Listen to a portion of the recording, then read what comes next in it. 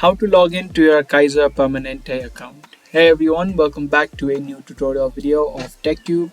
If you're also trying to log into the healthcare service of Kaiser Permanente and you want to log into your account, then let me show you how it's done. It's going to be a short and easy video because there are not a lot of steps that you need to do. Open up your web browsers and search for Kaiser Permanente login. Once you search for it, you can see this search result which says sign in. Just click on the sign in option and it's going to take you to the login or the sign in page. Now from here you just need to type in your user ID of your account. Type in your user ID and then type in the password that you created. If you don't remember either your user ID or your password, you can click on forgot user ID or password link, and through this section you can follow the steps and both recover your password or your user ID. If you do remember it, type it in and then click on sign in.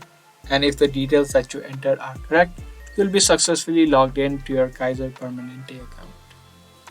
So that was a quick and easy video. I hope you guys liked and found this video helpful. If you did, be sure to subscribe, share, and also give this video a thumbs up. That's pretty much it for today. I'll see you guys in the next video.